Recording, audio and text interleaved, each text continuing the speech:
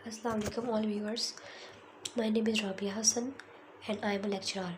और आज का जो मेरा लेक्चर है वो है मेडिकल स्टूडेंट्स के लिए। और बेसिकली मेरे तमाम लेक्चर्स जो हैं वो जो मैं अपनी वीडियोस में देती हूँ वो तमाम लेक्चर्स जो है मेडिकल स्टूडेंट्स के लिए ही होते हैं। तो आज का जो मेरा टॉपिक है वो है न्यूक्रोसिस, जो कि मेडिकल का टॉपिक ही है।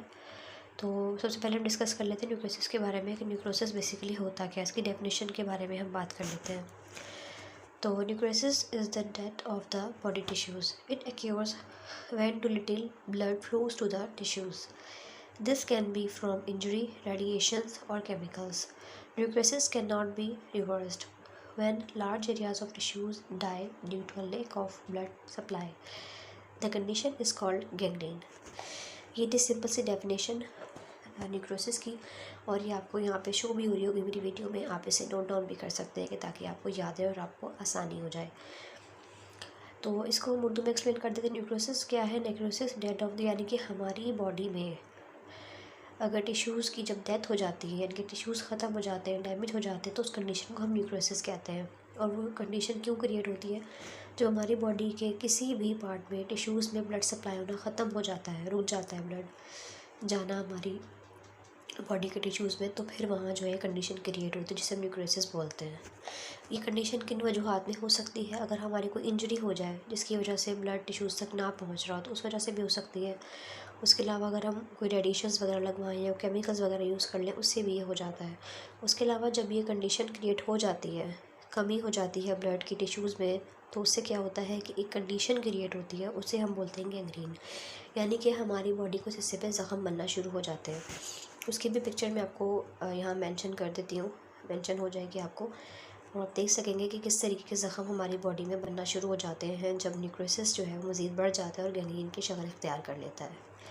ओके, तो ये थी हमारी डेफिनेशन ऑफ न्यूक्रोसिस। अब हम मज़ीद इनके बारे में डिस्कस कर लेते हैं कि इसके कॉजेज़ क्या होते हैं, टाइप्स कितनी होती हैं, सिम्टम्स क्या होते हैं, डायग्नोज कैसे होता है, ये सारी बातें मैं आपको बताती हूँ। ओके, जो नेक्रोसिस के कॉजेज़ होते हैं वो होते हैं necrosis can occur due to injuries, infections और disease, lack of blood flow to your tissues and extreme environmental conditions can also cause necrosis. While dead body tissues can be removed, it cannot be brought back to good health. ठीक है, इसका मतलब ये है कि necrosis जो है वो इससे पहले भी हमने डेफिनेशन में डिस्कस किया, इंजरीज़ की वजह से हो सकता है, इन्फेक्शन की वजह से हो सकता है, और इसके अलावा कोई भी इस तरीके की डिज़ीज़ हो जाना जिसमें जो है वो डेफिशिएंसी हो जाए ब्लड की, ब्लड सप्लाई ना हो टिश्यूज़ तक, तो उसमें हो जाता है ये। ठीक है, और उसके अलावा जो है वो इन्वायरमेंटल कंडीशन, इन्वायरमेंट्स की वजह से भी हो जाता है। बाद इन्वायरमेंट भी जो है वो इसमें इफ़ेक्टेड होता है कि इन्वायरमेंट इस तरीके का हो कि जो अच्छा इन्वायरमेंट ना हो, पोल्यूशन वाला इन्वायरमेंट हो, तो वो भी जो है न्यूक्रोसिस क्रिएट कर देता है कि उससे भी जो है ब्लड का फ़्लो जो है वो डैमेज हो सकता है।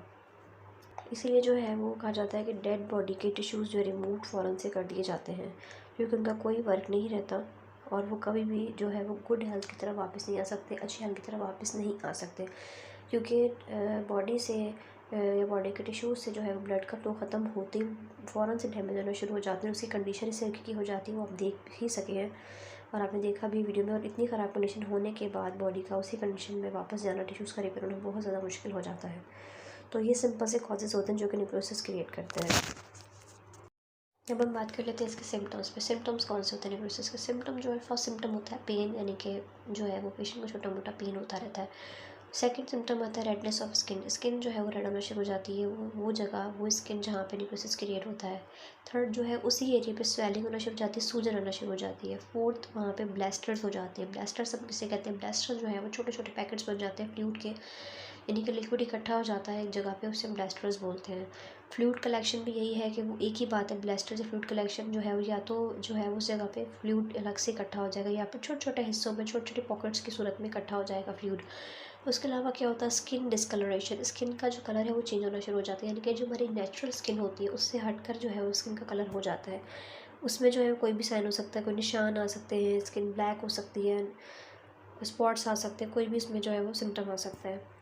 उसके अलावा पेशेंट बहुत ज़्यादा सेंसिटिव हो जाता है, उसमें सेंसिटिवनेस बहुत ज़्यादा आ जाती है। उसके अलावा नमनेस हो जाती है। नमनेस क्या, यानी कि ठीक है, नमनेस क्या होती है? लॉस ऑफ फीलिंग, यानी कि फीलिंग लेस हो जाता है वो एरिया, वहाँ पे फीलिंग भी बिल्कुल भी महसूस नहीं होती, ना हाथ लगाने से ना वैसे कुछ वहाँ पे फील होता है, यानी कि सेंसेशन जो है उस एरिया की बिल्कुल ख़त्म हो जाती है।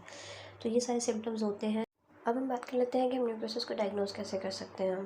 तो न्यूक्लियोसिस को डायग्नोस करने के लिए एमआरआई स्कैन होता है, ठीक है। उसके अलावा जो है वो एक्सरे होते हैं, जिनसे जो है वो न्यूक्लियोसिस को डायग्नोस कर सकते हैं और इसका ट्रीटमेंट करवा सकते हैं। एमआरआई स्कैन जो है वो बहुत जल्दी से डिटेक्ट कर लेता है न्यूक्लियोसिस को, इसलिए एमआरआई जो है वो मेन बताई जाती है अगर न्यूक्लियोसिस किसी भी पर्सन को हुआ हो तो। उसके अलावा अगर बोन्स में जो न्यूक्लियोसिस हो जाए, बोन में जो है वो ब्लड का फ्लो रुक जाए, तो उसे ऑस्टियोन्यूक्लियोसिस कहते हैं, जो कि एक्सरे से डायग्नोस किया जाता है। और अगर लेकिन एक्सरे से कोई विजिबल एविडेंस नहीं मिलते, इसलिए जो है फिर इसे एमआरआई ही रिकमेंड की जाती है कि हम